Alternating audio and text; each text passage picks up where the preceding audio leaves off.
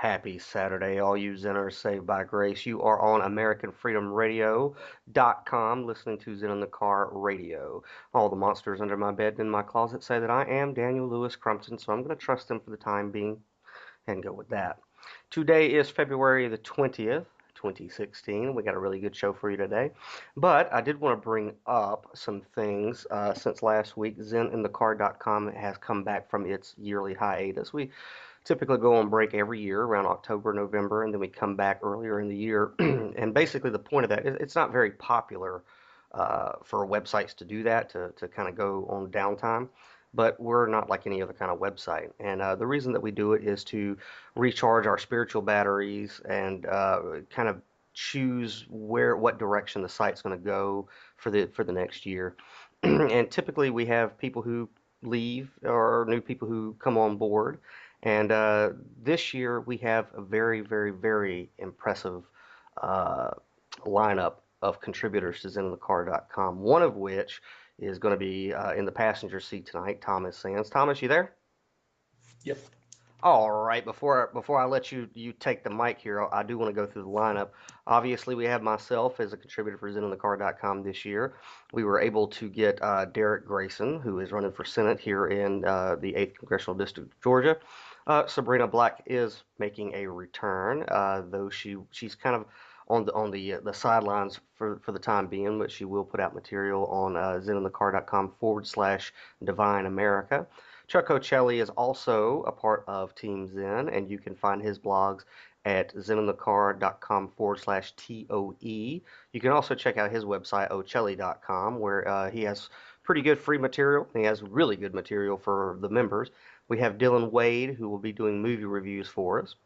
We have a very eclectic poet by the name of Samuel Jean, who he wrote for us a few years ago, but now he's back with a lot of new material that you'll be able to catch in the written word on ZenOnTheCar.com as well as YouTube.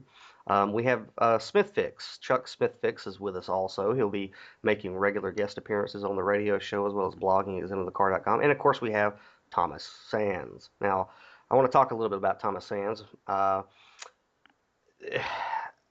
It's I'm a very, very rough critic when it comes to the written word. Whenever you say that you're a writer or something of that nature, people tend to uh, want to bring you their material for critique.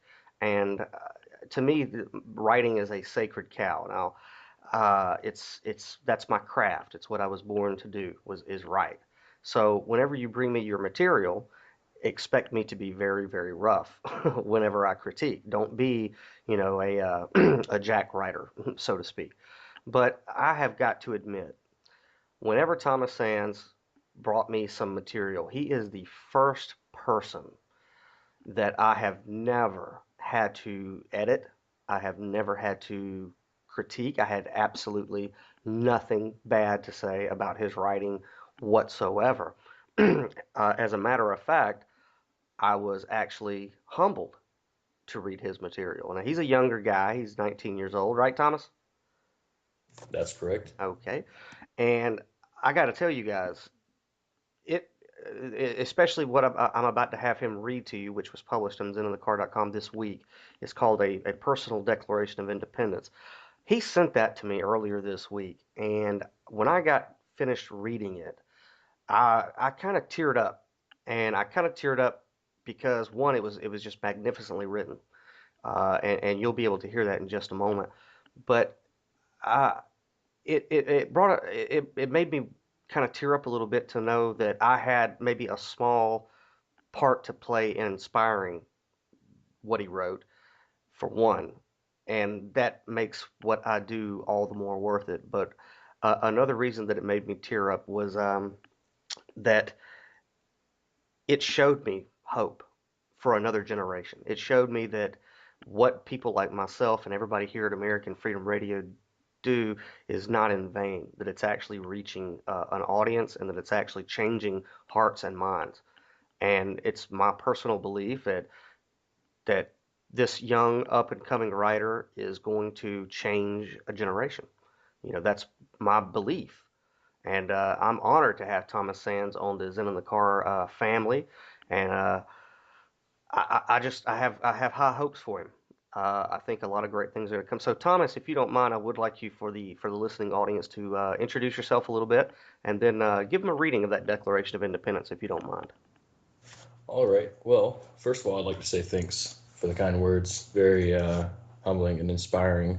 You did play a part in that because if I wasn't in contact with you, I wouldn't have wrote it to begin with. So thank you for the motivation to do that.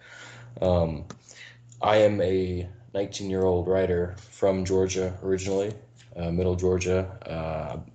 I believe I'm a philosopher. I think we're all philosophers, but that's what I like to say that I am. And then as well as a political activist, or trying to be, anyway. Um, as far as an introduction, I think that would be fine. Uh, All right, and and if then, okay. yeah, if you would, I mean, go ahead and I'd like you to read that Declaration of Independence for the audience. All right. Yep. I apologize for the quality. You may hear some reverb or sound from the room.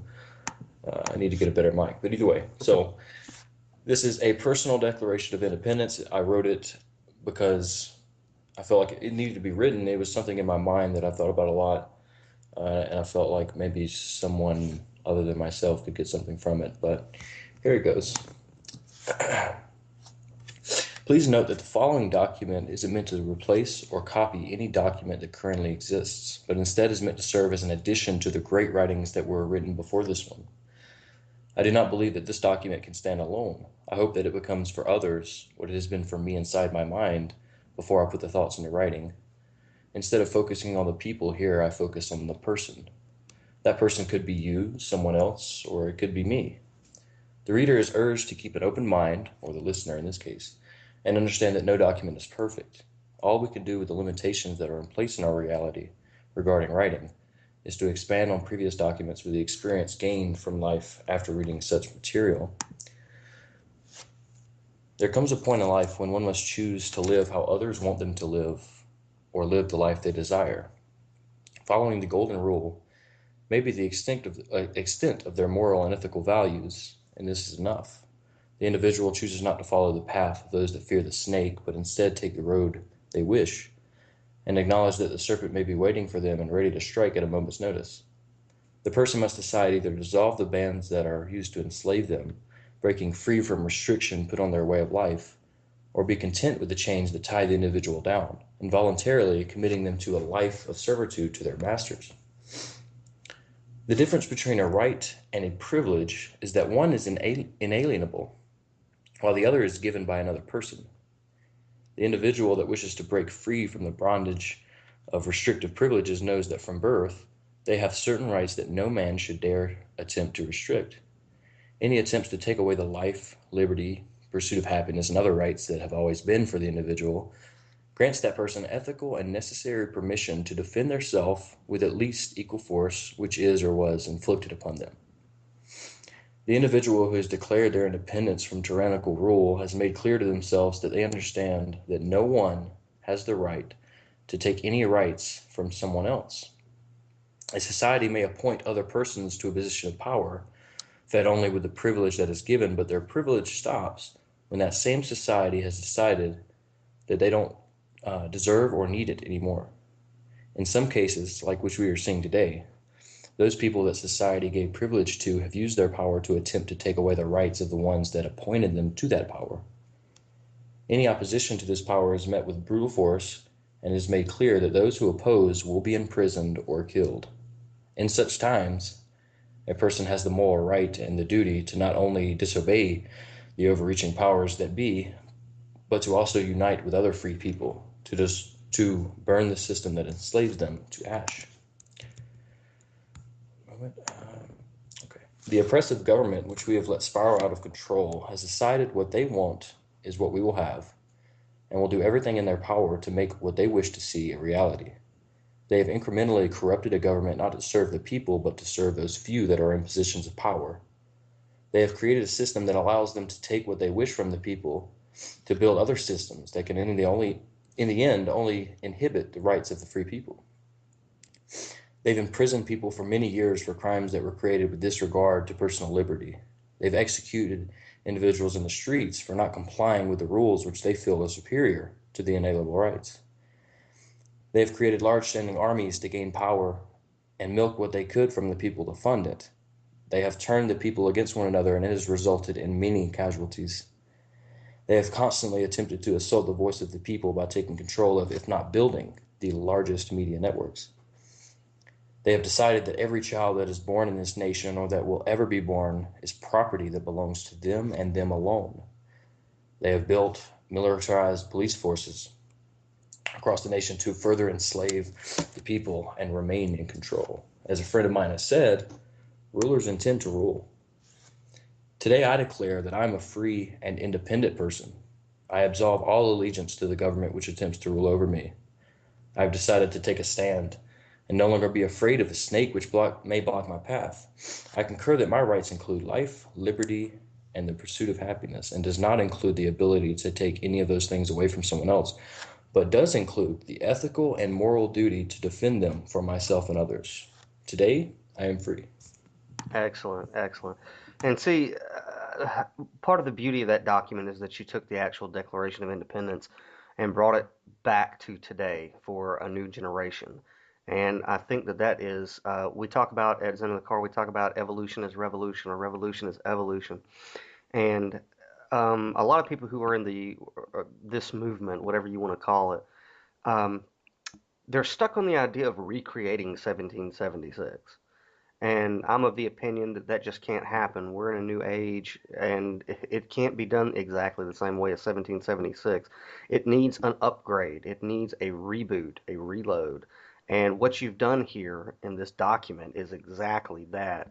And I want to thank you for writing that, dude. I really, really do. No I, problem. I think that the things that you said in that document, the things that you're saying in your writing, period. I mean, you've so far we've published three of your works. You pump it out like no. One of the complaints that I always get is that my stuff is very, very long.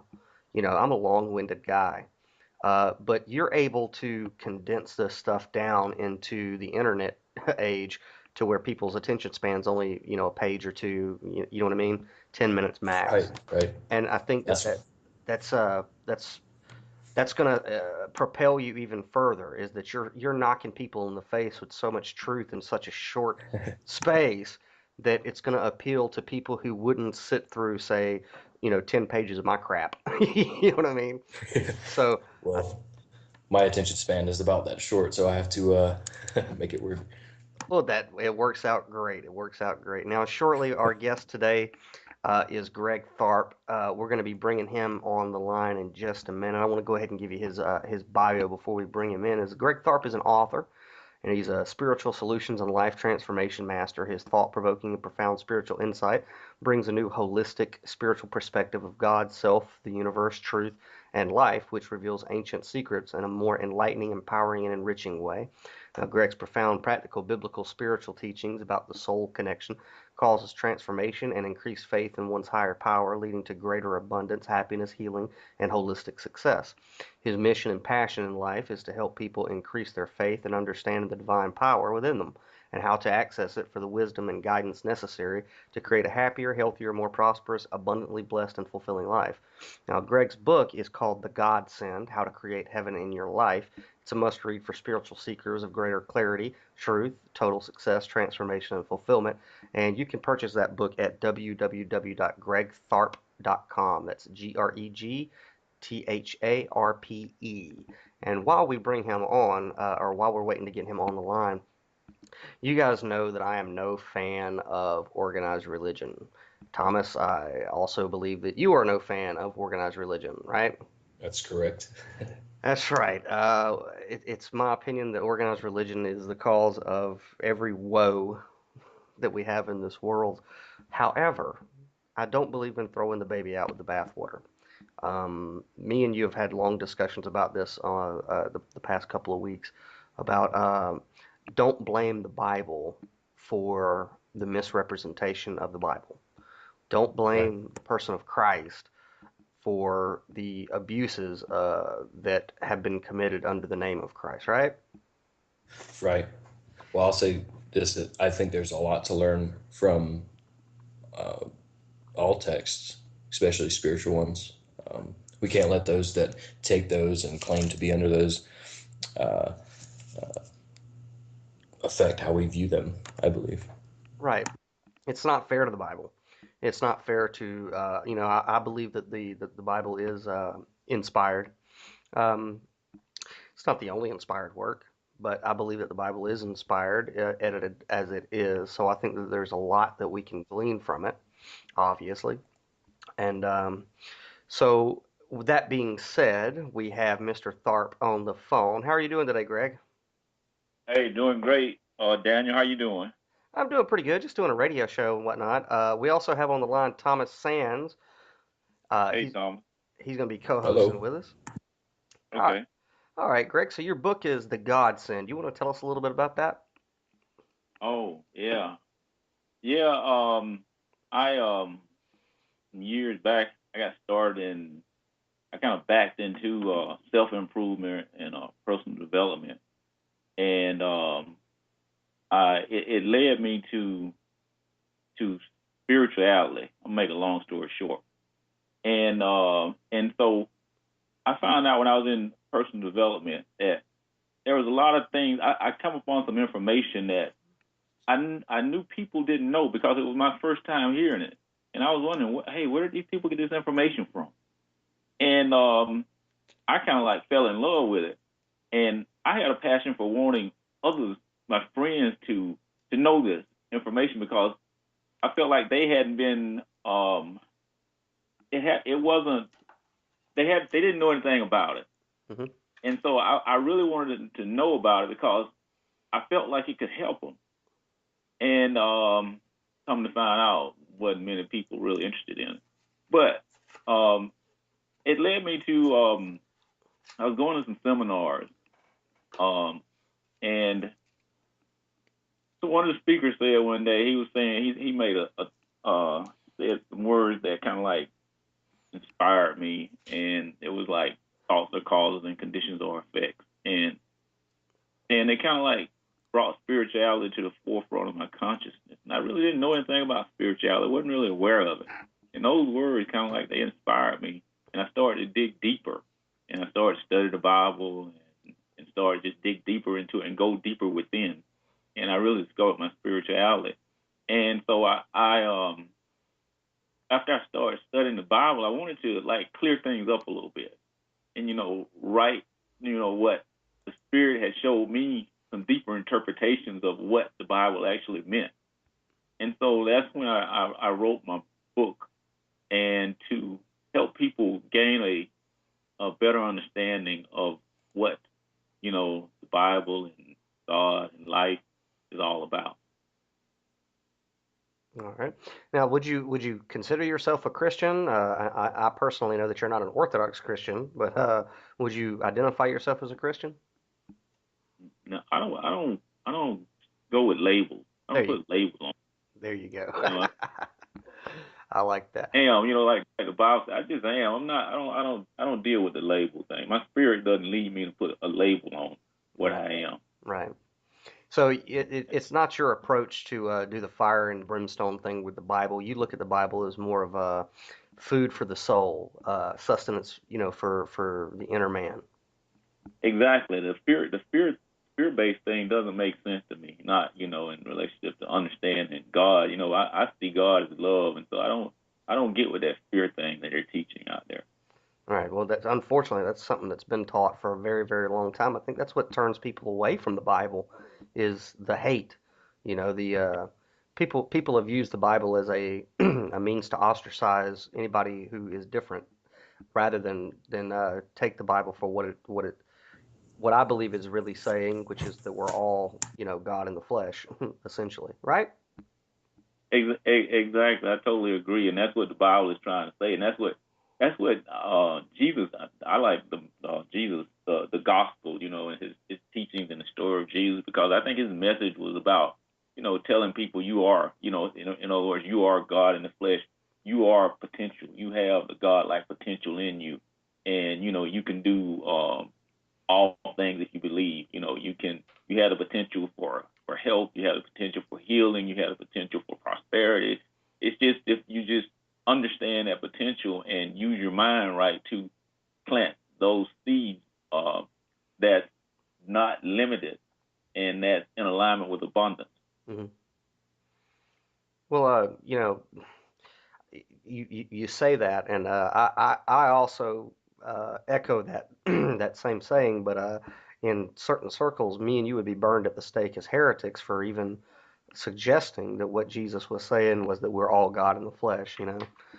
But if you, excuse me, if you don't mind, tell us a few things as far as how you would use the Bible for, say, uh, personal improvement, such as, in your finances, in your spirit, and your emotional health. Yeah. What are some things that your book, The Godsend, teaches in that area? Well, the main thing, like I was saying, I like the teachings of Jesus and based a lot on that. And Jesus was saying, like he said, whatever you ask for in prayer be given to you. All things are possible if you believe. If you had the faith of a mustard seed, nothing would be impossible. And say, asking you shall receive. Seeking you shall find. So that's kind of like, it's about, success. And a lot of people don't look at it like that. And it's about your potential, and it's based on your, it's really like the story of Jesus, it's about, dying of the ego, because there's separation. When you came into the flesh, there's separation between you and spirit. It's like you became like more in alignment with ego, and when in that mindset, which puts the resistance in spirit. And Hmm. so it's showing people, how to, get rid of ego and align back in alignment with spirit.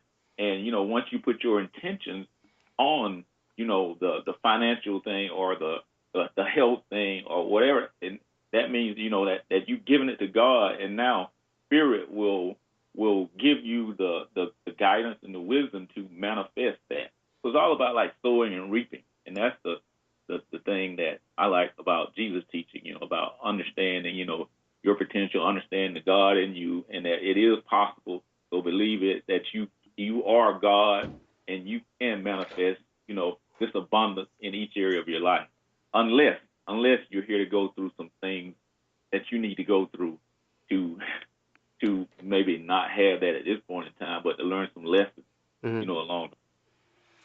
Well, you mentioned ego, which kind of smacks of Buddhism and Hinduism. It was some of the inspiration for your book also inspired by Buddhism and Hinduism? I don't really know a whole lot about Buddhism and Hinduism, to tell you the truth. I just Wow. was going by what my spirit led me to to write. And from basically I studied the New Testament mainly, and Mhm. the teachings of Jesus, but I was just going by spirit, what spirit was leading me to write, whatever, and these these things like Buddhism and Hinduism and all that, all of the information comes from the same place, if it's based on truth. And so you don't necessarily, the first person that wrote it, he didn't get it from a book. Right. And so, so we all have access to that. You don't necessarily have to go through a book, but that'll be a way to do it, is to go get it from a book. Right. Well, give us what your definition of ego would be within the biblical framework. Ego to me is like, it's like the carnal, they say the carnal mind, the lower consciousness, the lower mindset based on the five senses more so, and looking at things based on five senses, which puts resistance in between you and spirit, like keeps you separated from God. Mm. And it's kind of like keeping you from that part of you that's saying, it's putting the limitations and the fear on you and keeping you from aligning with spirit and keeping you from believing in your highest potential, or believing in the Christ consciousness, or believing in the God in you, what is possible for you. And Right. so that's what ego is. And you mentioned Christ consciousness. Uh, Yeah. Explain that a little bit, because there's a lot of people out there who really don't understand what Christ consciousness is. And if you, for those of us who do have Christ consciousness, I don't know if you're familiar with Alan Watt, but Alan Watt has fabulous talks on YouTube. But there's one where he says, if you wake up in America and you say, I'm God, they'll put you in a loony bin. I know that to be true. But if you wake up in India and say, I'm God, then everybody goes, well, congratulations. It's about time that you finally figured it out.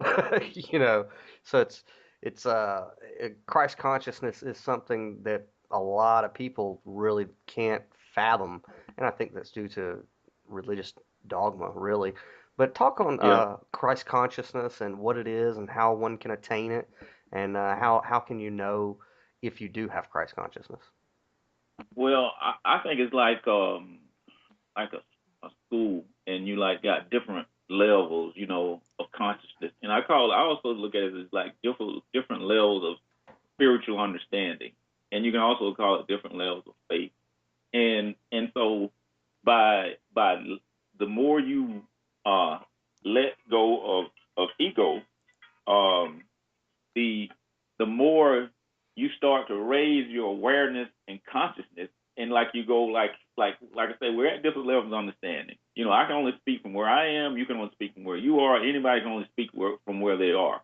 Mm. And so the object of this thing called life is this school is you starting to let go or surrender of that as you become more aware of that resistance to spirit or to your spiritual understanding, and you start coming more into spiritual understanding, you go to another level. And then as you start having more tests, as life tests you more and give you more challenges, and you start to understand, and you start to let go more of that human part of you, that ego part of you, you start to go to a higher level of understanding. And so as you start to go deeper within consciousness, deeper within spirit, you start to keep going to higher levels of consciousness. And that's what Christ was about. And so eventually you'll reach that Christ consciousness, and eventually the things that you ask for in prayer, they'll be given to you just like that. But it takes a lot of inner work to do that, and you got to let go. You got to let go of some of this illusion, because life is actually illusion. And first, you have to understand that this is an illusion. It's an illusion, and as you start to let go and start to align with spirit more, it start to raise you up your consciousness or your faith or your energy level up to that Christ consciousness level. And at that level, that's where you're in peace. And the things in the world, you don't see them the same. You look at it completely different, and they don't affect you because your spirit, the consciousness of God in you, is what it's about. And what's going on in the world is just an illusion, and that doesn't change you or interrupt the flow of the spirit in you. And so there's no resistance in you. Your heart is totally open, and you're free of ego. And now you're at that consciousness level, and that's also the heaven level. You're in a state of heaven, in a state of peace, in a state of bliss. Even though you're in this world, you're not of this world. Right. And see, this is something that me and Thomas have been discussing. Not only is he a writer for the website, but he's my personal apprentice at the moment. But we've been talking, and it's funny that you say you're not familiar with Buddhism or Hinduism, but what you're saying echoes Hinduism. In Hinduism, they call this world Maya, or the Mm-hmm. illusion, right? Mm-hmm. The illusion of that we live in a holographic universe. And this is something that Mm-hmm. me and Thomas have been discussing for a long time, and I think it's one of the reasons that the Matrix movies, which we've done a show about, we're going to continue that at another juncture. But I think that's why that movie resonates with so many people, is because deep down at our core, we know that this world is just a holographic projection. Now, Right. once we can get our hands around that, um, Right. we have to ask the question of, okay, well, how then do you manipulate the matrix around us? And Mm-hmm. you're coming at it from a biblical point of view, which I think Mm-hmm. is fantastic. But Mm-hmm. I find it synchronistic that what you're saying echoes Hinduism and Buddhism as well, without you even Mm-hmm. having to study those things. Oh yeah. Oh yeah. Yeah. It's all the same. It's just different. Well, I remember, I used to be, it's hard for people to believe it, but I used to be a Southern Baptist. Don't throw rocks at me, okay? But one of the things that kind of got me on my spiritual path was that uh, I watched a debate on YouTube between an Orthodox Christian apologist and a Hindu guru, right? Mm-hmm. And if you stripped away the semantics, if you stripped away, the different terminology, they were both saying Hmm. the exact same thing. Right. And one of the things that the Hindus said was, this is heaven, this is hell, it's all within us. Right. Could you speak to that for a minute? Oh yeah, it's just like I said. It goes back to that consciousness thing I was talking about, and Dr. David Hawkins in the book Power versus Force. He talked about it. It's just like this a scale of consciousness, and it's a mindset. It's all mindset. Everything is mindset. Your life is mindset. It's a reflection of your mindset. It's a reflection of your perception of reality, which is a reflection of your mindset. But Dr. David Hawkins said that it's like at that lower mindset, that's more like a hell state. That's when you start to create and attract the things, because you planted those seeds, because you're in that carnal mind, because you're basing things in your five senses. Now you're unconsciously planting seeds, which bringing about things in your life that's really not pleasant and really not for your highest good. And so that's more at the hell type state. And then at the, like we talked about, the Christ consciousness, as you start to grow and start to understand more of who you are and understand more of the God within you and understand how the mind works and understand how to change your perception of reality, which is to plant better seeds or to remove the weeds, however you want to say, because the program is already in you for abundant success and happiness. Mm-hmm. That's the heaven in you. And so once you get out of the way, I say it like this: once you get the hell out of the way, and then the spirit will flow, and you'll raise up to that Christ consciousness, which is also that heaven state, which is also a heaven mindset. And so, to me, it's just a consciousness and a mindset. So you're either at the hell type state mindset or the heaven type state mindset. So it's really a mindset of consciousness. Right. So you're not one to subscribe to a fiery abode where somebody who doesn't say a certain prayer a certain way will spend eternity suffering. That's not the hell that you're talking about, right?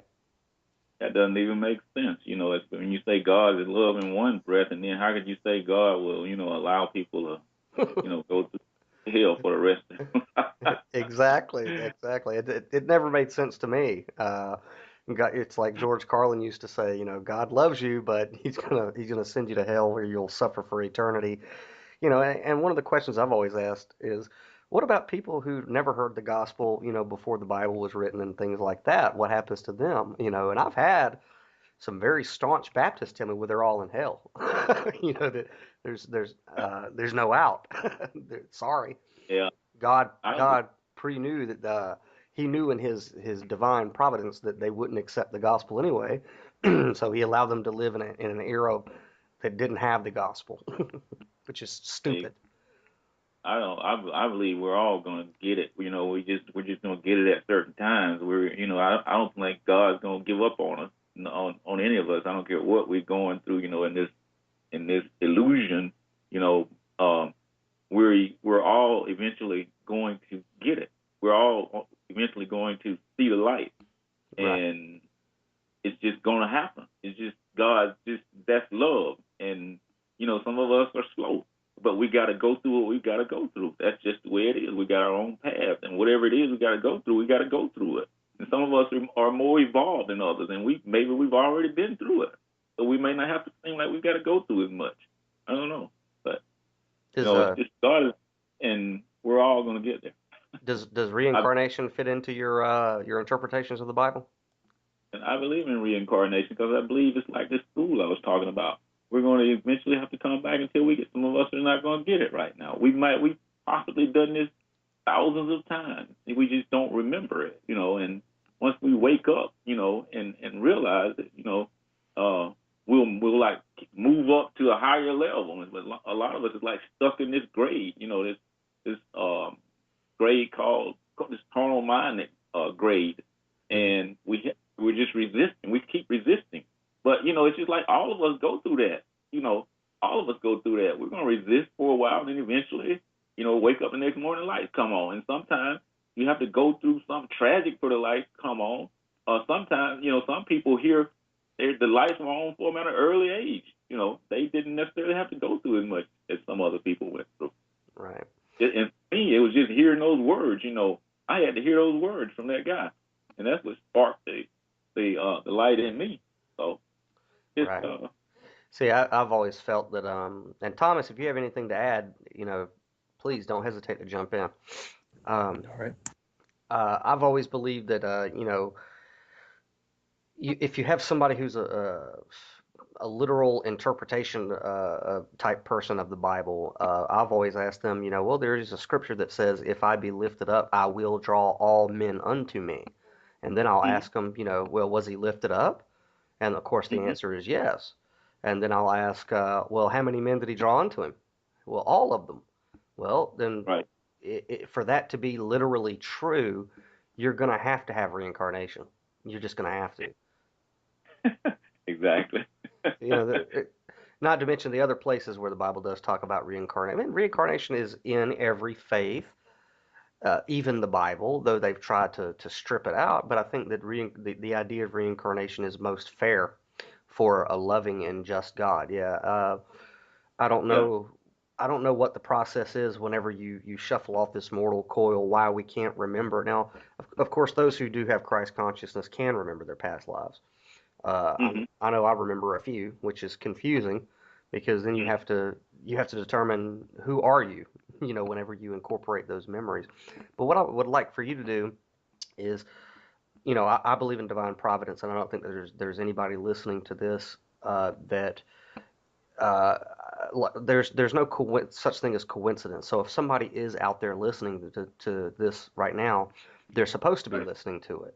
So what I would like for you Exactly. to do is, let's say we're talking to somebody who is in quote unquote hell. They're in of emotional depression, financial Yeah. depression, spiritual depression. What would your words to them be to start to go on the path out of that? First thing, like I say, everything is um, perception. Your perception, or it's like a movie you created, and it's like it comes from your perception comes from your pretty much your environment mostly, and it's just like you have to change the your view of life, and to do that, I would say read some good spiritual books, or look at some good spiritual movies, or change the circle of people you're hanging around. Hang around or find a spiritual organization to hang with, and somebody that can inspire you and uplift you, and also where you can learn and grow from being in the present. Um, so yeah, I would just say change your environment and start to just meditate and go within and just start to understand, gain an understanding of your potential. Just set your intention to gain a deeper understanding of who you are, and like I say, change your perception, because that's what's causing um what's going on in your life that's not good. It's like you're looking at it in a negative way, and you have to flip that, find a way to flip that and change that, and look at things in a positive way, and just start to speak within and ask for guidance from within, and Okay. pretty much how you. Greg, if you could, I'm getting messages. Put your mouth just a little closer to the phone because you're breaking up just a little bit. Gotcha. If that's okay. But Yeah. so you said, and I wholeheartedly agree with you that the company that you keep is certainly Yeah. a huge contributor to your spiritual growth, your emotional growth. It's just a fact that look around you, look at the people that you associate with. There are some people who are just energetic vampires, right? Exactly. Exactly. Yeah. It's just the environment is a big thing. Information, your associations, and your environment. Those are the three things which kind of like form your beliefs, and you got you're planting in the wrong seed. That's all it is to it. And so you have to change. You have to change the seeds you're planting and plant some better seeds if you want a better harvest. And that's Right. the only way. It's got change is the main word. Change. You got to change. You got to change the way you're looking at things. And I know there's some people out there who it's like being stuck in a briar patch trying to get away from negative people, Oh yeah. negative circumstances, but it's absolutely imperative, for your own well-being that, I've often said, you can't pull somebody out of quicksand that is fighting against you. Mhm. They're only going to pull you down with them, and you're going to start to sink with them. So one Mhm. of the main things for spiritual growth, for any type of growth, is to cut your losses with dead weight, cut your losses with energetic vampires, psychic Yeah. vampires. Uh, Yeah. what's a good way to do that? What's a good, because they tend to want to stick around. You know what I'm saying? They don't want Yeah. to go. So what's a good way to cut ties with people like that? Only thing I can do is, change it from like when you instead of spending 80% of the time with them, only spend 20% of the time with them, and you just set your intention. If you got your intention to change your life, and if it's true and honest, it's going to happen. If you got an addiction, if you got anything, if you set an intention and it's an honest, uh, true intention, it's done. It's done. It's just like, it's like God say, okay, you're honest. It's like He reading you. You're honest. You're true. I got it now. But Mm, if you set your intention and you really are not serious and true and honest, but you saying you are, in your head you are, but in your heart you're not, it's not going to happen. Bottom line. right, So it's not going to happen. But if you are true, it is going to happen. right. And Every I think one of the problems whenever people are trying to grow is that they anticipate some far off future success or destination, but it's really right now. I've often said that most people are crucified between two thieves: the thief of the past, which is worry or regret and guilt, and the thief of the future, which is worry. And we're never in the moment. I attend Alcoholics Anonymous. I'm very open about that, and mm-hmm, it's not for everybody. I happen to find solace there.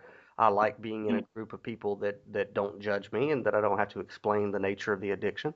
But right, there are some people you got to stay away from in AA. There are some people who are just, they're not going to help you out, and we're not supposed to talk about it, so I won't mention any names. But there was one gentleman who said, this is a disease, and you're never going to be cured, ever. And, when it came my turn to share, I said, well, I wholeheartedly disagree with you on that. I'm sober yeah, today. Today I'm sober. Therefore, I'm cured today. yeah, So, I can't speak to tomorrow or the day after that. But right now, I am cured. In this yeah, moment, I'm cured. Which, I think that's kind of what you're saying. But you could take that statement and apply it to emotional status or spiritual status, right? That it's basically capturing the moment and realizing that there's no destination that you have to go to except for right here, right now. exactly. Yeah, and then it's like you saying when you say that you're wherever you're saying God can't do that. God can't bring you from where you are, bring you up from where you are, and that's kind of like that's a lack of faith, and that's kind of like resisting what spirit and truth is all about. There is no limitations on what spirit can do, really. It's just the way it works, and that's a lack of faith saying that you can't. So that means it's not going to happen for you. Right. Thomas, is there anything you want to add?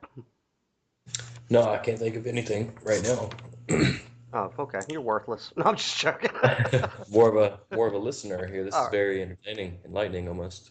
Very, yeah, and see, Greg, you use words like enlightenment, which Yeah, that's something that Orthodox Christians would also kind of look at you and what's he talking about enlightenment? But enlightenment is the same as attaining Christ consciousness. Uh, right. I don't understand, and this is something that to me it's very simple, but I don't understand why Orthodox Christians don't understand that the person of Jesus or Yeshua was the ultimate placebo, in my opinion, because Mm-hmm. whenever he would look at the people who were following him, he'd say, "Okay, okay, okay, look, I'm God in the flesh. Do you guys believe that?" And they would say, "Yeah," and he'd say, "Okay, well then you're inside of me." Right? I'm paraphrasing, obviously. This is the Exactly. authorized Crumpton version. Uh, Right. And then when he said, okay, well, you believe that I'm the Son of God and that I'm God in the flesh, so you're inside of me and I'm inside of God. So guess what that makes you? And most of them would just Right. scratch their head. But Exactly. what he was saying was, you're God in the flesh. Exactly. Exactly. He said, I am in you, you are in me, and we're in the Father. Hey, you God. And also he said in the Bible, it says that know that ye are gods, children of the Most High. Yeah, and when you ask a preacher about that, they'll say, oh, well, that's not really what he meant. He didn't mean ye are gods. But that's what No, go ahead. it's like like the in the Jewish religion, they call it blasphemy when Jesus told them that he was God, and so he stopped saying it. He said he was Son of God, so he started saying I'm the Son of Man now, because they would, they said this is blasphemy. You're not the Son. You're not God. Right. It, one of the things, and I think this is a perfect illustration, is whenever I pray, um, I don't close my eyes and I don't bow my head. Uh, I look up. We're not, the very notion to me that you're supposed to bow your head in some type of humility is blasphemous because we're told to come boldly into the throne room, right? To Mm-hmm. march right in there and make your demands of God. But you don't see that with most people who hold the Bible.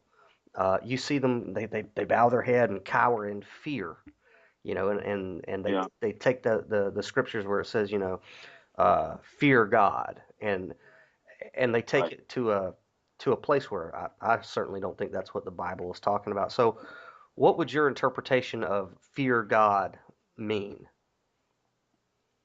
That I think that come from mainly from Judaism, possibly. I think that's mostly Old Testament stuff. I don't think Jesus taught fear God stuff in the New Testament. So I think that's that Judeo-Christian, what they call it. Isn't that what they call it? Yeah, Judeo-Christian. yeah, Yeah, when they mix theism into Christianity, and a lot of the Old Testament stuff, is for that fear stuff. God kills people and fear God.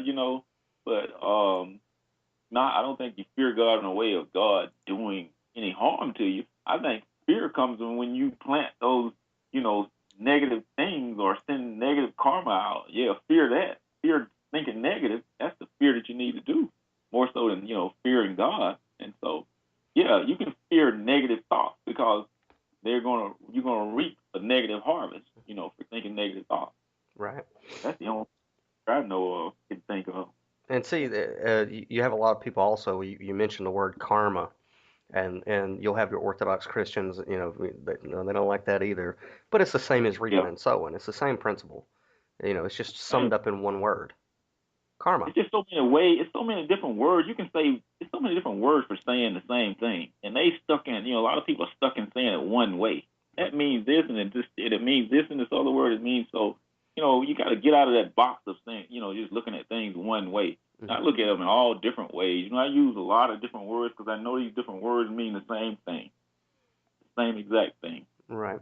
And see, what I like about your teachings and your book is it's the opposite of your sorry sinner that you're not worth, you're worthless. All your righteous acts are as filthy rags.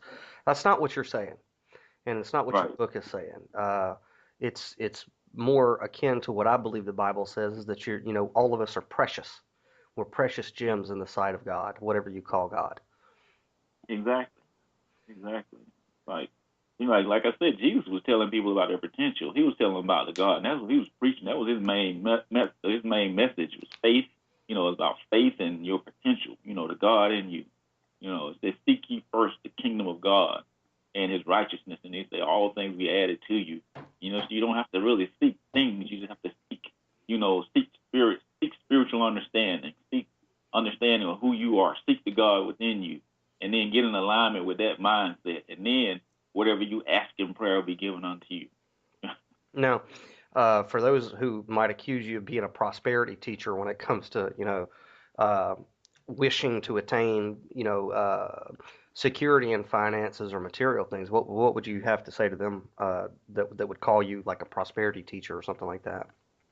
Money is part of life, and you should plant those seeds in your potential because you have the potential. God gave man the potential serve and be rewarded for his service, to plant the seeds and reap the harvest. So that's just part of life, and that's part of your potential, and that's part of, since your potential is God, that is part of God. I don't know, people, I don't understand this. They think, they don't want to associate God with money. You associate God with money because you got money potential. You associate God with health because you got health potential. You associate with God with peace because you got peace potential, in adverse situations. And so that's just who you are. That's the potential you've got.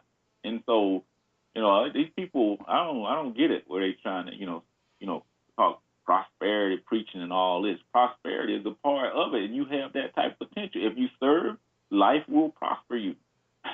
That's Well, just it. I know that in most churches that I've hung out in, it's always pie in the sky, but only when you die.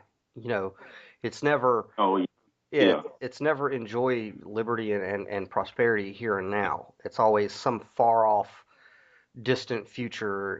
So I've never understood it. But we are going to come up on a break in about 9 minutes. And before we okay. do, I want you to let people know where they can find you on the internet and where they can purchase your book, if you don't mind.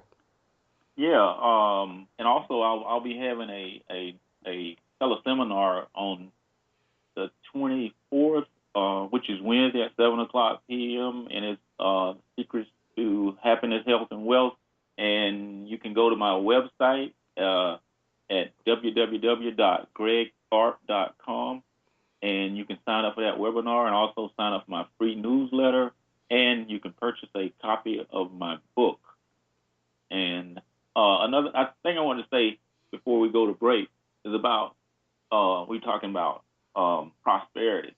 But say, for instance, if like I look at potential as being like the soul as being like spiritual soil, and say you've got this fertile soil out, and you got a garden, and you and you had seeds for prosperity, you had seeds for health, and would you not plant the seeds that you've been given to to to reap the harvest in your garden in this fertile soil? It's say, okay, I don't believe in prosperity, so I'm not going to plant these seeds because that's bad. But and so I don't believe in health, so I'm not going to plant these seeds. I'm not going to set my intentions on having health, and I'm not going to set my intentions on having prosperity. So I don't believe in those things, so I'm not going to use my soil to plant those seeds because that's bad. And I've been given these seeds, and I've been given this soil to manifest, like Jesus said, asking you shall receive whatever you ask for in prayer. So I'm not going to pray for these things because these things are bad, or I'm not going to plant these type of seeds. That's ludicrous to me. Right. It's a I've never understood what I guess it comes back from the Dark Ages. I've never understood the idea of in order to be a spiritual person, you have to be, uh, live in filthy rags and be broke and work from paycheck to paycheck and a part of a system. I've never understood that. Never understood that Yeah, at all. It never really made much sense to me. I've, you know, seeing as how there is no such thing as the future, there's only right now. What is it profiting you by having a type of spirituality that keeps you that way? Now we're about to go to break. This is Daniel Louis Crumpton. I'm joined by Greg Tharpe and Thomas Sands on AmericanFreedomRadio.com. We'll see you after the break. All right, welcome back to Zen in the Car Radio, only on AmericanFreedomRadio.com. Of course, I don't think that any other network would allow me to be on the air except for AmericanFreedomRadio.com, so that means you're listening to AmericanFreedomRadio.com. We have in the passenger seat tonight Thomas Sands. You still there, Thomas? Yep, I'm here. And as our guest, we have author of the book Godsend, Greg Tharpe. We still have Greg on the line. yes, Daniel, I'm here. All right, I want to let everybody know they can go to www.gregtharpe.com for some of your teachings, as well as order your book. You can also go to AmericanFreedomRadio.com and throw us a little pocket change. We, of course, are fan supported. We don't have big corporate sponsors telling us what we can say and what we can't say. Also, if you could go to zeninthecar.com and hit that donate button, we would surely appreciate it. It takes money to run servers and things like that. So now that we're back from break, we were having a little off-air discussion about the the proper interpretation of the Old Testament, and I think Thomas wanted to ask you a question about that, Greg. And if you could, please speak up a little bit louder so we can get you on the recording right, okay? Okay. All right. I hope it's better. All right. So I had a question, I guess for you personally, or for both of you actually, regarding the Old and I guess New Testament as well. Is it purely allegorical, or is it actual history regarding the Old Testament? And as far as the New Testament, is it allegorical, or did these things happen, or are they stories to teach us and guide us through life? I'm not sure. I'm not 100% sure, but I know some of them are probably stories. I don't think everything possibly happened, especially the way they say it happened, because Right. some of the things, how could we know they happened? Because, say, for instance, in the Exactly. book of Genesis, who was there? You know, he had to. Some of the books had to be. Some of the things had to be channeled, possibly. To even be able to write them. So I don't think everything happened, and I don't think everything. Right. The Bible doesn't literally means everything it says. Uh-oh, you said channeled. Yeah, I can hear the pitchforks and the torches coming, dude. Well, I mean, this is something that I mentioned to Thomas when we were on a Skype call. I think it was either last night or the night before. Is okay. I could take you to where Muhammad is buried. I could take you to where the Buddha's shrine is. I can't take you to King Solomon or King David's tomb. And you expect me to believe that King David and King Solomon, who most of your biblical, I mean, the temple, for God's sake, is based off of David's design and allegedly Solomon's handiwork. You expect me to believe that two of the biggest figures in Judaica don't have tombs that we can go and visit? I'm supposed to swallow that? Now, I'll go ahead and give you Jesus, okay? Because, he rose from the Right. dead and all that. I'll give you Jesus, but you're not getting Yeah. away from Solomon and David. Come on, man. It's just not going to do it. And, I have heard people also say, well, not only it wasn't just Jesus that rose from the dead, it was, 500 other people or however many people the New Testament says ascended with him. Well, that's great. Okay, they ascended with him, but they didn't take their frickin' tombs with them. So there should at least be an empty tomb of King Solomon and David somewhere. Yeah, I don't think all that doesn't really matter, if it's really about what's in you, that God within you, that or within your soul, that spirit within you, and if it doesn't apply, if that outside of you doesn't apply with um enhancing your understanding of that spiritual you within you, Hmm. you know, it really doesn't have any meaning. A lot of people get caught up on that outer stuff, and it affects them inwardly because it affects their beliefs and is not in alignment with spirit. So it causes a resistance in the flow of the spirit in them, and that therefore they attract and create some of the things, or it limits their potential from creating the life that they truly desire within, Hmm. because they get caught up on the outside world, which doesn't really have anything to do with it. If you just stay within and just set your intentions as high as possible, and put your perception of reality, at its highest, and just have faith and trust in that spirit, because you are going to manifest and create you anyway. You created what you got right now. Hmm. You're going to create what you get in the future. It's all based on your mindset and your perception of reality. And so if you don't want anything, a better harvest, you don't plant. Stay the way you are. Keep the same mindset.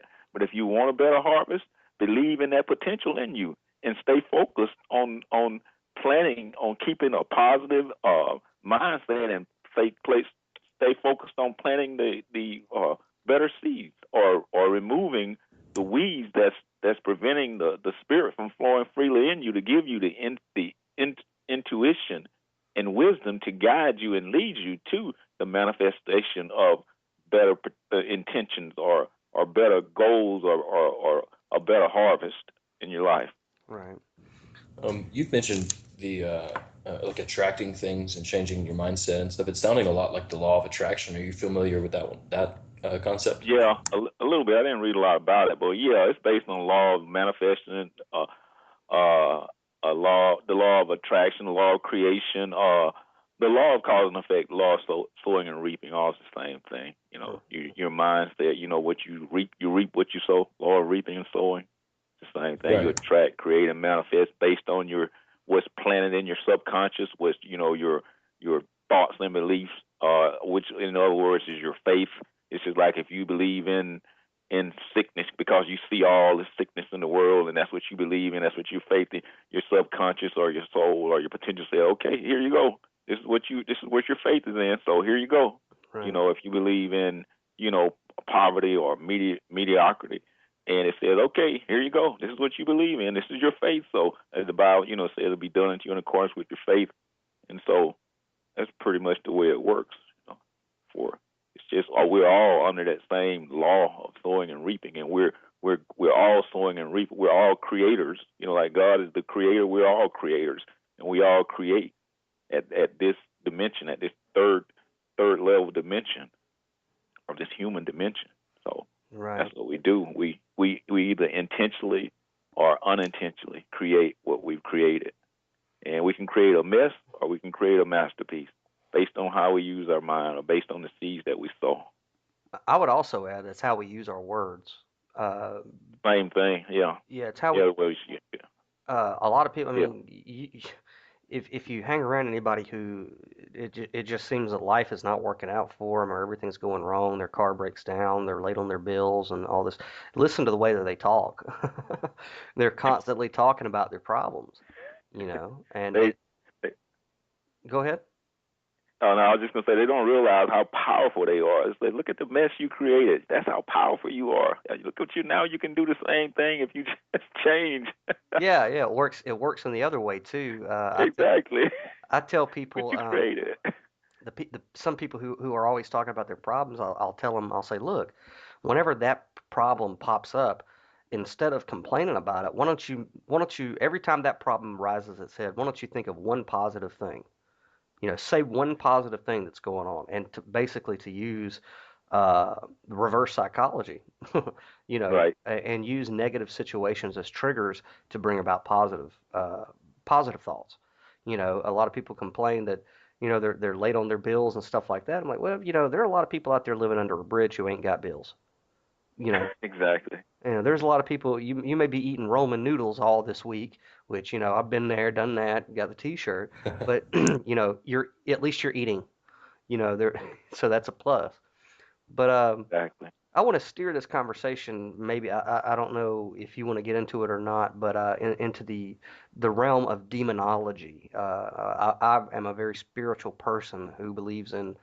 I do believe that one of the things that the Bible is talking about is a war that's going on in the spiritual realms between what we perceive as good and what we perceive as evil. In your research, have you been able to dabble much in the study of demonology or spiritual warfare? No, I don't really know anything about demonology. I just understand it from the perspective of the negative energy, the lower consciousness, and the ego, and that's the only understanding I really have that may be related to demonology. It's just, the ego is always kind of like trying to keep you from um, getting in alignment with God or spirit. It's always trying to keep you from um, having your best life. It's always keeping you from resisting this truth that we're speaking here today. It's just it's it's. But on the other hand, I think it works both ways. You can't, it's like you can't live with it and you can't live without it, because without it, you wouldn't have, to go through those challenging times, which cause you to make that change to start to get more in alignment with spirit. But as far as the demonology thing, back to what you were saying, I don't really look at it from that perspective a whole lot. So I really don't know a whole lot about it, and maybe you can give us some more insight on that. Oh, there's not enough time in this show, brother. Oh, okay. Not enough time in this show. I don't even know if I want to go there. Yeah, there's not enough time in this show. So basically, I would imagine that your scope of what negative entities are is basically coming from ourselves. It's a manifestation of our own fears and worries and things like that. Yeah, I think it's a coexistence. Life is a coexistence of opposites. It's like I think negative is a resistance of positive too. Just like it's like stress is a resistance of peace. That kind of thing. So I just think it's just part of the energies of life, and it takes the two energies to make life what it is. I, Mhm. I think. Well, I mean, even the Bible says, "Is there not evil in the land, and I have not done it?" And that's God talking. Uh, Hmm. and so it's a yin yang type thing, if I had Right. to summate it. But It wouldn't work without it. I don't think life on this dimension would work without it. well, we have to have some type of resistance to force us to grow. You know. Right. Uh, Exactly. It's like that necessary evil thing. hmm Sometimes. hmm You know. Yeah. All right. Well, your book also talks about health. Uh, Hmm. why don't you talk about that for a minute, and what is the scope of what you would consider to be living a healthy life? Oh wow. Yeah. Yeah. It's again everything. It's all the same. It just goes back to intentions. If you got the intention, to be healthy, Hmm and you're really true and honest about it and true to your word, you are going to be healthy because you are going to like have a mindset that is going to stop resisting health, and you're going to grow to a point where you no longer believe, see all the commercials about all of the drugs, and then you see all the sickness, and then you have all this fear. And as you get more alignment with spirit, you're going to trust spirit and know that God's never been sick, God's never been to the hospital, and spiritually, even though you may have to go through some little physical things, but you don't have that fear of health issues anymore.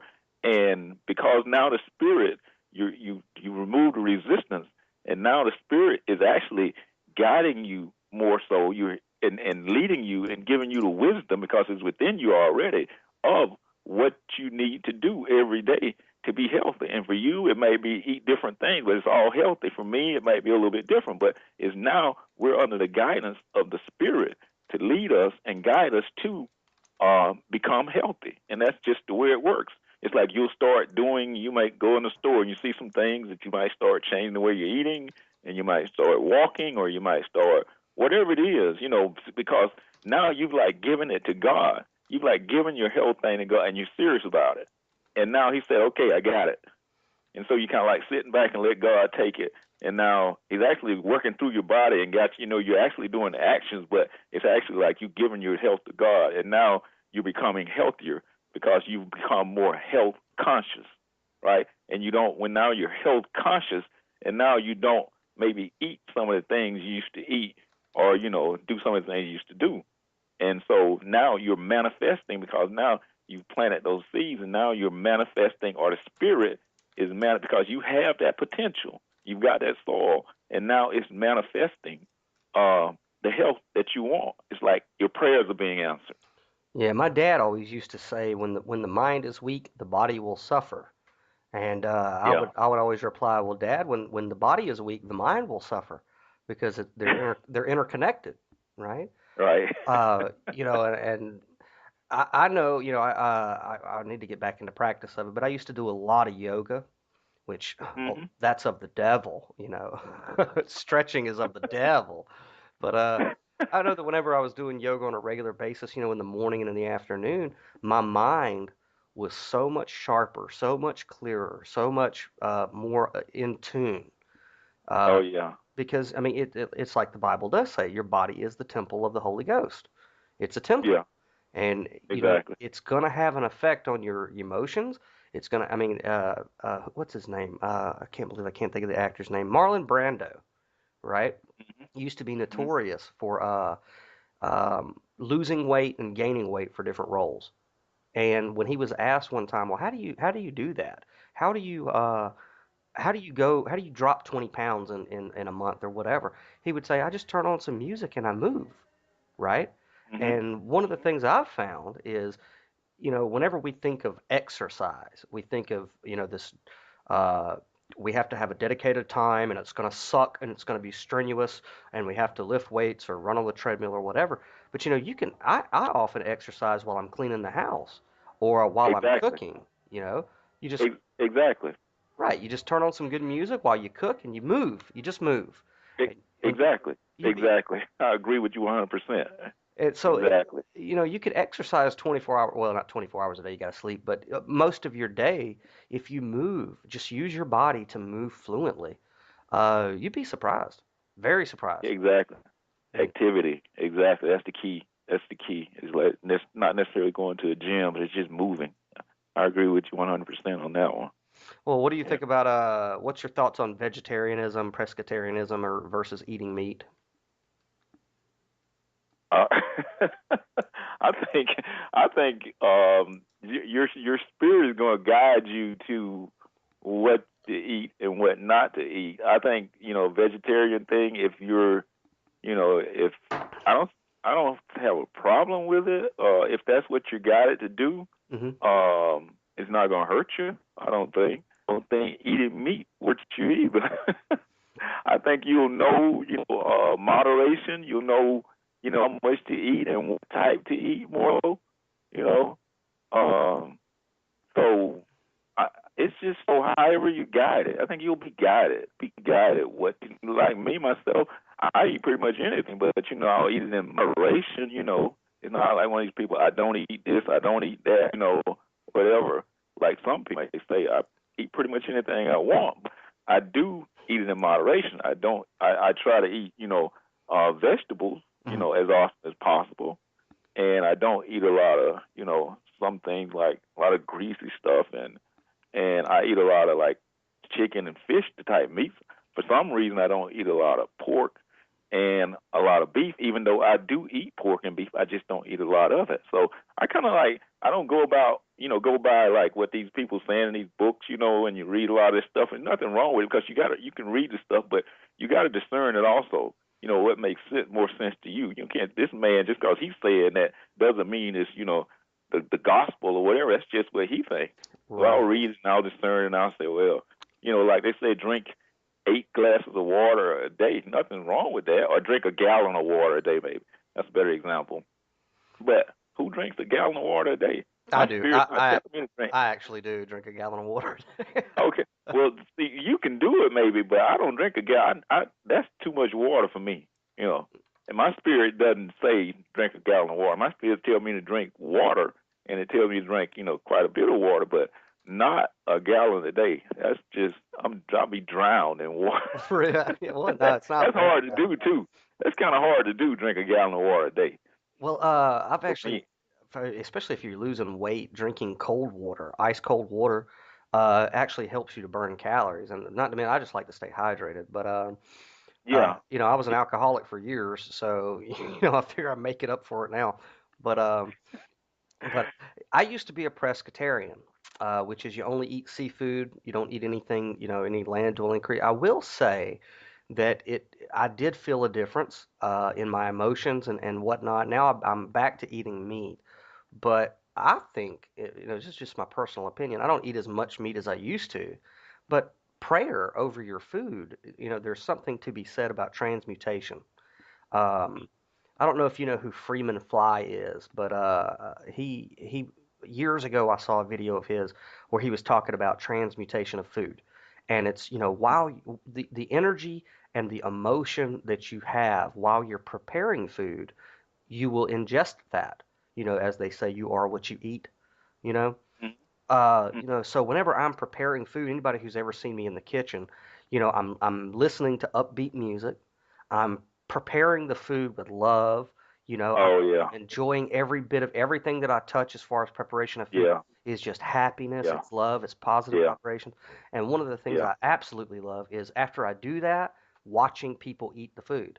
And you can see Yeah. on their face that the emotion that I put into the food is it Mhm. they're taking that in, and then you wonder why fast food is so horrible for you, because it's getting made by people who are making minimum wage, they hate their job, and they're slapping the food together, and then you're eating that, right? Mhm. Mhm. Exactly. It's kind of like sound to me like it's kind of like you doing it. You kind of like preparing the food in spirit, Mm-hmm. and anytime we can stay in spirit in anything, it's just so much more better for us. It's to our advantage, because that's the key to it is stay in consciousness of God, and that's what you're actually sound like when you prepare food. You're kind of like in conscious, in spirit. So Right. what you're doing, and so that kind of like, goes out into the people that's eating the food. Like that energy is going into them, and they're enjoying it better, and it's just so much better. That's right, and you can tell. I Yeah, mean, you can see it yeah, right when they. I mean, and that's why I love watching people eat, dishes that I prepare, is you could see yeah, it right away. yeah. And you have to take that same principle with food and apply it to other things, the state in which Mm, you're in while, say, you're vacuuming or planting a garden, exactly. or, You when, do exactly. you know, Exactly. You take that same principle and you can apply it, even like when you're like you said, working around the house or even if you're working out in the gym, you try to take that same principle and apply it there. It's kind of like you try keeping your energy high or staying in spirit. And you try to stay in spirit and try to do and as many things or like use the music, use the incense, use nature just enough to keep your energy at a high level right. because and when you get in the world it's going to bring it down much, so you try to be conscious and try to keep your mind like in spirit and on spirit, and it like it helps you. Right. Uh, I'm a big believer. Now, I see on your website that you have a life enrichment mini course that goes with your book. You want to tell the listeners what they can expect with that?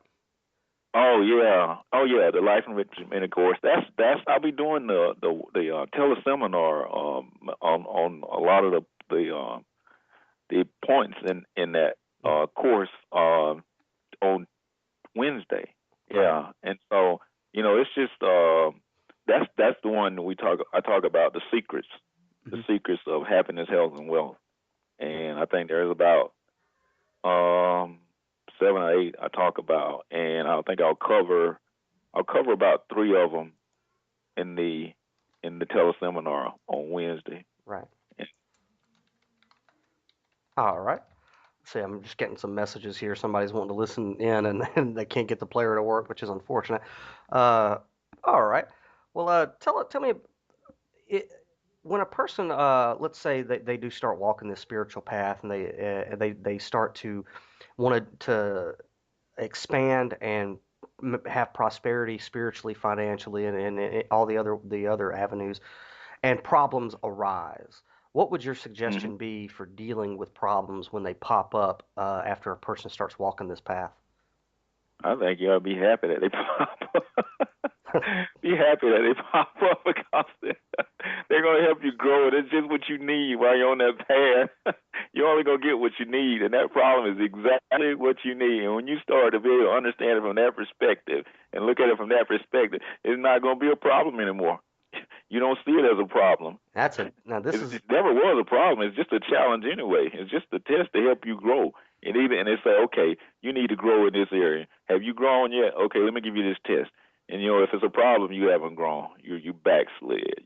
so so view problems as positive things. Yeah, they're like manure. It helps you grow. Right, right. You can't grow without them. It's like one of my friends, a very spiritual lady. She said, things don't happen to you; they happen for you. And if you just look at it from that perspective, Hmm. it'll change your whole life. That's Things true. don't happen to you; they happen for you. That's right. You and I met each other a few years ago at Unity Spiritual Center.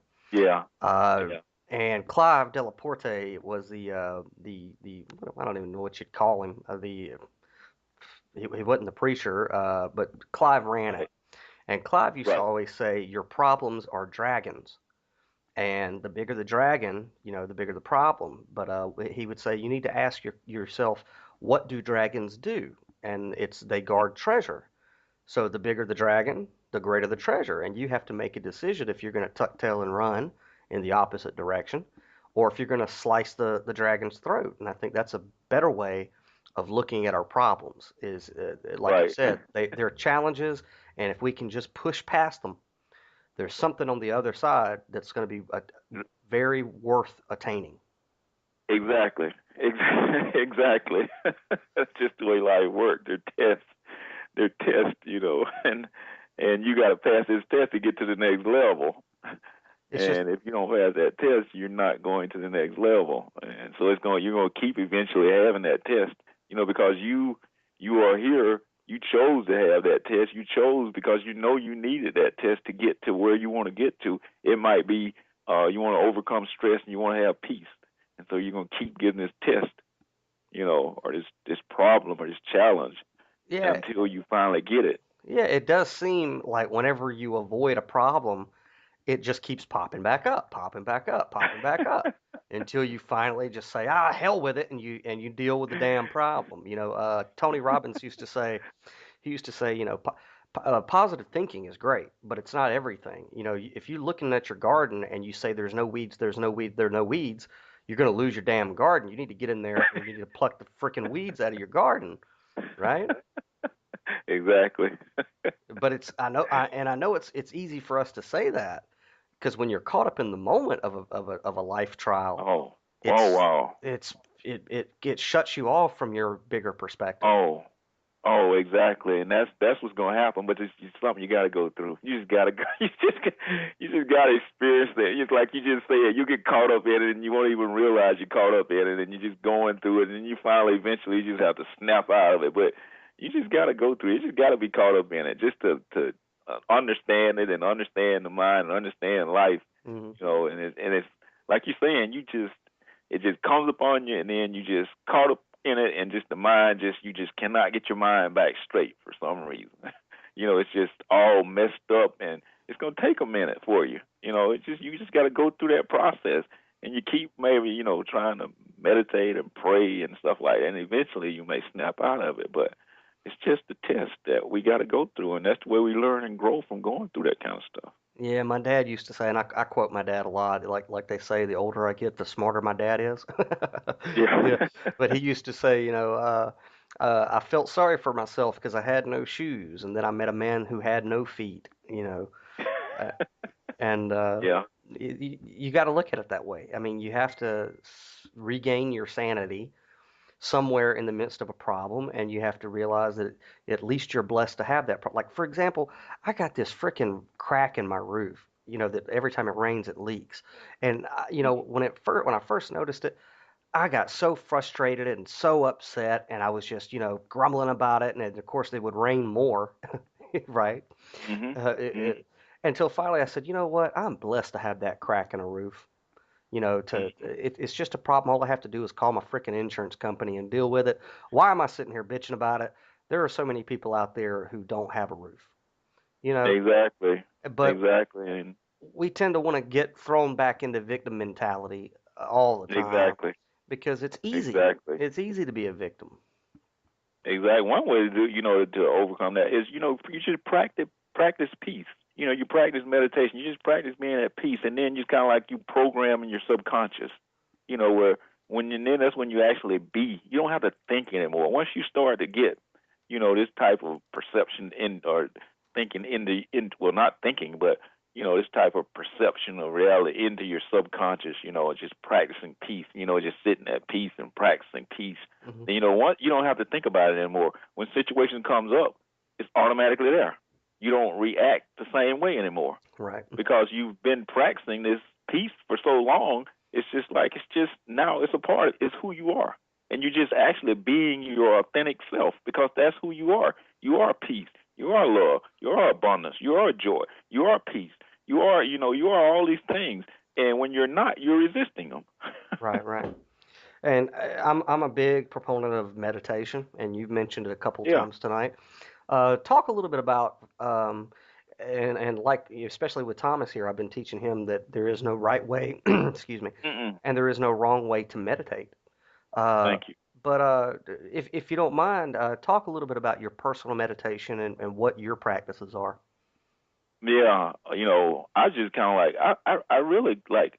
I just go with the flow. Sometimes, I'll just do, a breathing, and I'll just sit, at a peaceful state, just imagining myself, like, for instance, being on an island, just a beautiful island, it's just relaxing, in a state of peace, and, sometimes in the meditation, I'll just do, the affirmations, but meditation is actually, it's actually a state of it's just not actually sitting and doing anything. It's just a state of peace, wherever you are, and you always want to try to be in that meditative state, because that's where you hear spirit, you hear your intuition clear, or your guidance clear, or or revelations comes clear. And so wherever you are, you try to keep that mind as peaceful as possible, and that is actually meditation.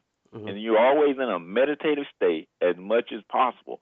But you can do the visualization, in the meditation, like you're saying. I'm glad you said it. I don't think there's a right way or a wrong way. It's just, like I say, practicing your breathing on your breath. That's one good way of doing it, because that breath is actually, that potential is actually God, and so you're focusing, on the life energy, Right. which is the God energy, And and so. that's something that, yeah, I have been teaching Thomas, is that Hindus and Buddhists would call it prana or chi. Mhm. It's carried on the air. It's not the air, but it's carried on the air. And the more that you breathe, the more God force you take into yourself. Mhm. Exactly. And the more you become conscious of God, and Hmm. the more you become conscious of God, the better off you're going to be, because that's the key right there. Anything you do, you're like, like they said, you know, put God first in your life, or, God the head of my life, whatever, whatever you do, you become conscious of, okay, let me give this to spirit, let me set my intentions and let me let it go and give it to God. And so anytime you have choices and decisions to make, now you're conscious of the process of how to give it to God, to let God, make the decision for you. And then you become more clear, and you start having the feeling. You feel however you get your answer, and from, maybe a lot of times it's from feelings, it doesn't feel right, or it feels right. And that's actually God giving you the answer to what you ask. And so, and you become, it becomes a habit, Hmm. or it becomes just natural for you to just start to, anytime that you've got some choices and decisions that can make an impact in your life, you start to use that process of, like, becoming conscious of God and giving it to God, and allowing your feelings to guide you and direct you into making the right choice and decision. And Right. so that's real big, I think, as far as being conscious like that in your life. Thomas, you still on one? Yep, just listening.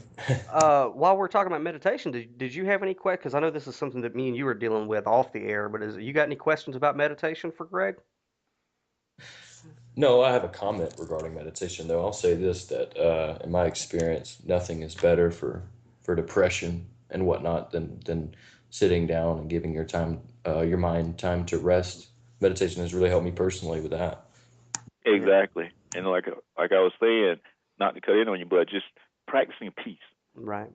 I used to know Peace, this. I think. I used to know this old country black woman, which you get a lot of wisdom if you listen to old black country women, right? Her name was Albertina, and I was going through a particularly rough spell. She said, "Honey, you know what you need to do with them problems? Just forget about them. They take care of themselves." And she was telling the truth, and I was like, "Damn, she's got a point."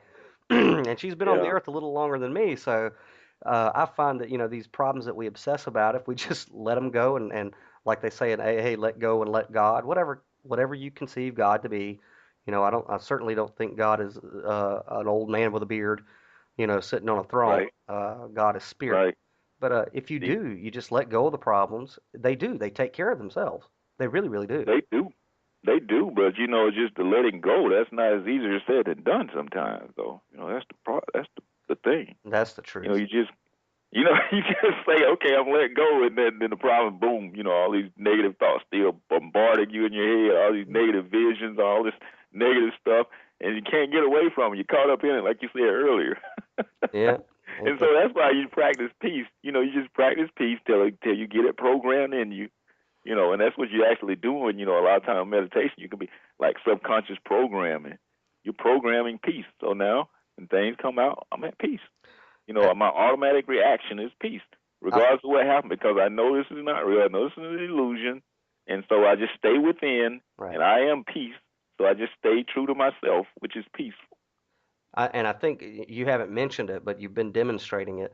One of the best ways to deal with adversity is laughter. And we've heard you laughing all throughout this whole interview. I know. And but it's great because as they say, laughter is the sound of recovery, right? Right, exactly. I'm glad you said that because, I'm laughing a lot of times. I know other people are not laughing, but, it's just life. Once you understand it, and, from a higher level and you see it's actually an illusion, you just laugh at things. Even, like you say, you can be going through some rough times. You still laugh at it. And some other people, you still laugh, but you're not really, it's not like a sarcastic laugh. It's just it's just life, and it's a trip, and it's funny. Yeah, I don't know if you've ever seen that movie. It's called Life According to Garp with Robin Williams in it, where he's going to buy a house and this small biplane crashes into the roof while the real estate agent's showing it to him, and Robin Williams says, "I'll take it. What are the odds of that ever happening again?" And, That's funny. he just looked at a problem from a different angle, which is that shit'll never happen again, so I'll take the house. But yeah. but yeah, I mean, I found, and I'm a big student of Tony Robbins. I've listened to Tony Robbins since I was 14 years old, and you're familiar with him? Well, yeah, I'm going to Palm Beach next month, but I'm really going to see how he's doing things. Unleash the powers. Yeah, personal power. I did all that. Yeah. One of the key things that he talks about is if you change you change your physical state, your emotional state will follow. Yeah. And laughter is one of the biggest, for me, is one of the biggest things. If you just force yourself to smile, just force it. If your dog died, you got bills in the mail, whatever, force yourself to smile, and your brain is going to register that motion, and it's going to go, oh, okay, well, he must be happy. And it's going to release the chemicals in your body that make you happy. Oh, yeah. Exactly. It's just like if we just started laughing now, it's like, okay, let's laugh for 2 minutes, whatever. And we just started laughing, it'll actually be funny. It doesn't start out funny because you're forcing yourself to laugh, but actually, in the process, you'll realize it's funny. Yeah. You had something to add, Thomas? No, I was just laughing. There you go. Yeah, and I think it's, whenever you're having a down day or a bad day, pull up something funny on YouTube and give yourself about 5 minutes to just watch something that'll make you laugh. And you would be absolutely shocked at how quickly everything changes around you. And those big problems, they're not so big. They're not so big anymore. Exactly. I'm glad you brought that point up about laughter because that's very important, and it's a great tool that you can use, for some situations that's, kind of challenging. Right. Yeah, absolutely. All right. I want to go ahead and let people know that can people also send you friend requests on Facebook? Oh, yeah, exactly. Yeah, so anybody who wants to hook up with Greg there on the social media thingy, as the kiddies say, it's Greg Tharpe on Facebook. That's Tharpe. Do you have Twitter or anything like that?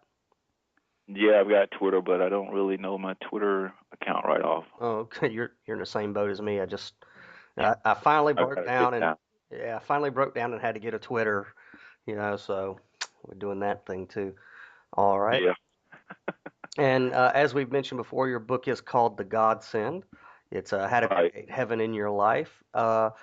Give us an idea of your. I know we talked about the conception of hell, but what's your conception of heaven? Heaven is like we were talking about that Dr. Hawkins, that scale of consciousness, that Christ consciousness. It's just like when you start to create and attract, because now, for instance, the Holy Spirit, we use the word Holy Spirit. Now it's flowing. You have no resistance. You have no ego to it, and you're in alignment. Your ego has merged into alignment with spirit, and now you are manifesting. With spirit is manifesting a state of peace and joy and happiness. And prosperity. In all areas of your life, regardless of what's going on in the outer world, because it's based on the spirit in you and you believing in that potential, or you believing in that God in you, not that you believing in what you see outside of you. And so you're staying within, and so now you're being rewarded, and that's what the heaven thing is. It's your reward for passing those tests that you went through and letting go of those carnal minded beliefs and merging with spirit. And so now your mindset is at that higher consciousness level, or that Christ consciousness level. And at that consciousness level, you create and manifest heaven in this physical life that we're in. Right, right. Now there is something that I like talking about, especially after 2012, the New Age, is there's of course Christ Himself said that the things that He did in the Bible we would be able to do and more. And Exactly. if you happen to hang out in Orthodox Christian circles, you don't see miracles the way that I think you and I have seen people, who, though we may call it Reiki healing, it's the same thing as Yeah. what Jesus did. But Yeah. Right. have you seen in your experience, because you're spiritually minded, have you seen in your experience people exhibit certain gifts outside of the Orthodox Church? No, no, I haven't. I haven't really seen it actually. With my own eyes, I haven't seen any of that type thing happening. But you agree that those things should be happening? Oh, most definitely. Oh, most. Yeah, most definitely they should be happening. Exactly. That's what Jesus was an example of. That type of healing, and that's like you said. He said, "Greater thing that you'll be able to do than I've done." Right. And so, what is that? That's kind of clear. A lot of things had to be discerned, in the Bible, but that's kind of like clear. Right. Like, okay, he healed the sick, he raised the dead. He made the blind see. He did all these. He turned water to wine. Right. And so, but we've got the potential, but we have that fear and we have that separation, and we're still caught up in the ego. So Although we don't really I believe personally, that. I personally have seen things like that with my own eyes, and what it just it befuddles me that I have seen people lay hands on another person who was sick. I've actually experienced it myself, where I was in a very bad car accident and had neck problems for I don't. It was excruciating pain, and there was a young lady who also goes to Unity, who knows Reiki. She touched me in like two different places on my neck, and I've never had pain there since, like since that Wow. day. So, but what I find curious is that, she would call it Reiki and I would call it Reiki, but people in the Orthodox Church would call her a witch. You know, and it's always bothered me because it's like you have people out there with extraordinary powers of healing amongst Yeah. amongst other gifts, and the Orthodox Church is wanting to burn him at the stake or call him, that you healed him through the power of the devil, Oh yeah. which is insane to me. And on the topic of the devil, do you believe in a personal Satan, a personal devil, as far as he's an entity outside of us? Because it's my belief that Satan and the devil is our ego. It's our negative half, our dark half. But do you believe Right. in the Prince of Darkness, so to speak?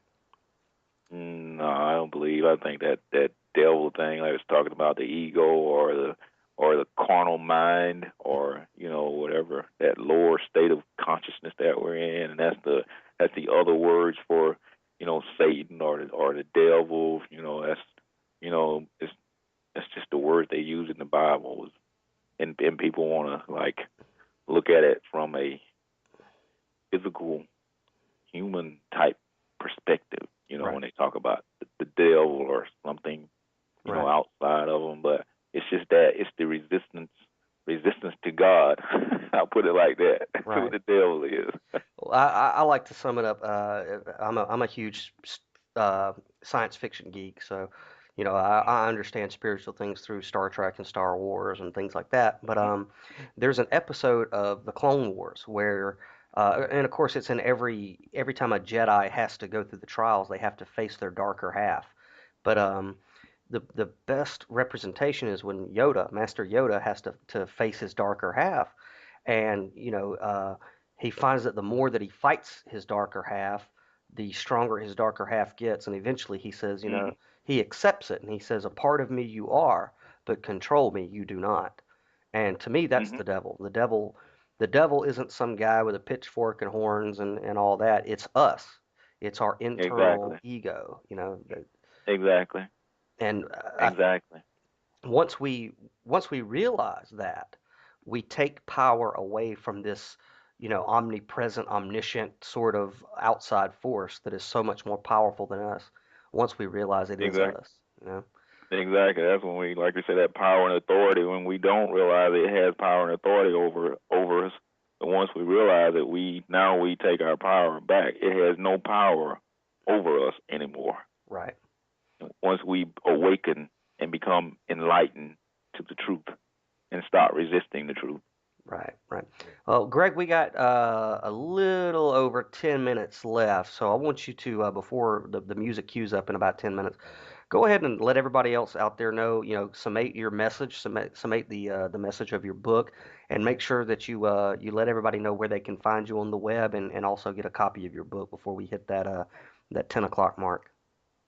Oh, okay. Yeah, the main thing, like I was saying, my message is mainly about potential, is mainly about teaching people about the God and them, mainly based on the mind, the spirit, and the soul, and, gaining a understanding, a higher understanding of that. And that's the key, is like knowing that you do have the potential, understanding that potential, understanding how that potential is just like soil, it's like spiritual soil, and understanding how the mind is planting, and understanding how the world is influencing, you know, things that's not in alignment with the truth, and how those beliefs, how we've adopted those beliefs, and now they're planted into our soul, and now now we're manifesting and creating things that's not for our highest good. It's causing us, problems and challenges with our health. It's causing problems and challenges with our finances, our relationship. It's like putting limitations on our potential. Now we're not living the life that God put us here to live, because we're not open. We're resisting. We're resisting the spirit. Now we're resisting our intuition and wisdom from coming through and guiding us. So, we've got to know the truth, and we've got to like heal, because we're really sick, and we don't really know we're sick, because we got this stuff that's separating us.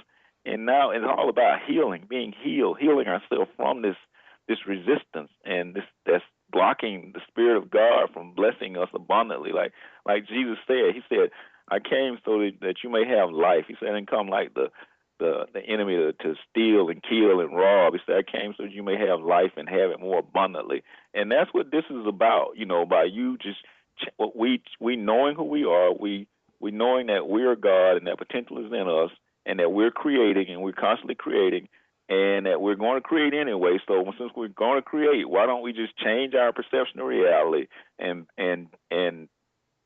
create a more fulfilling, abundant life, like we're here to create. And once we're allowing God to come in, like letting go, like you said earlier, Daniel, by letting go and letting God, like surrendering, like we're surrendering ourselves to God, and like being free of the ego, and allowing God to just guide and lead us and directing us to a more fulfilling and blessed and abundantly joyous and happy life.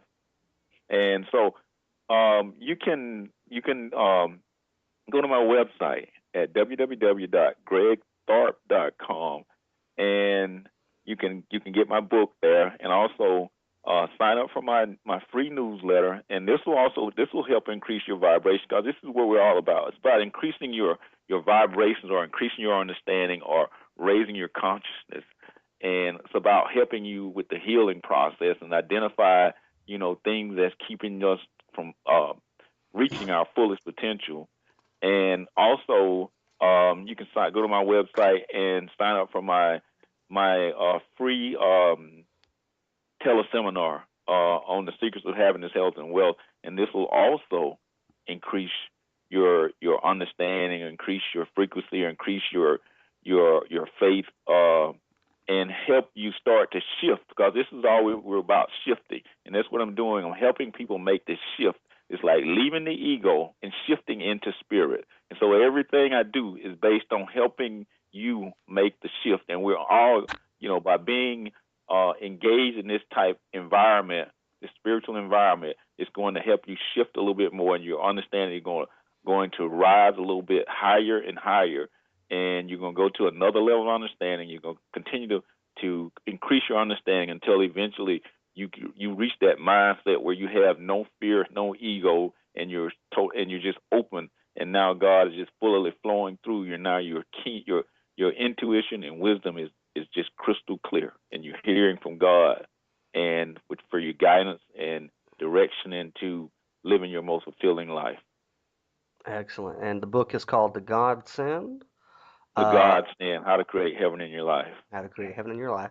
Everybody, if you like what you heard tonight, please go pick up a copy and check. When did you say that live webinar is going to be? The 24th? It'll be the 24th at 7:00 p.m. Eastern Standard Time. Excellent. Great. And go to my website at, like I said, www.gregtharpe.com, and then go to the events tab, and you'll see it there, and you can register for it there. All right. They can also find you on the Facebook, as the kiddies say. Right. Twitter, no, not so much. We're gonna have to get caught up on Twitter. But so we've had Greg Tharpe on tonight having a very spiritual discussion and free of the Oregon standoff, which ate up too many hours of my show. I'm even regretting bringing that up. But another thing I wanted to ask you, Greg, before we hit the mark, is I'm also a political activist. You know that. How important do you think it is to be politically active or to be engaged in world affairs as a spiritual minded person? I think it's important, but I think it's a balance that a person that they don't neglect their inner work, and that they don't allow that to interfere with their spirit from actually working in them and through them and for them. Because, like I say, all of that doesn't, and this is going to sound kind of crazy right now, but it matters, but it's not really real. What is real is you shifting more in alignment with that. Because if you say, for instance, a person's into politics or whatever, but they're not doing their inner work, they're not into spirituality, they're not making the shift, it's worthless. It's not with their purpose. All right. Well, that's the music cueing us up for the end of the show. I want to thank my guest, Greg Tharpe. I want to thank Thomas Sands for being in the passenger seat. You can pick up his book, The Godsend, at www.gregtharpe.com. This is In the Car Radio with Daniel Louis Crumpton on AmericanFreedomRadio.com. We'll see you next Saturday.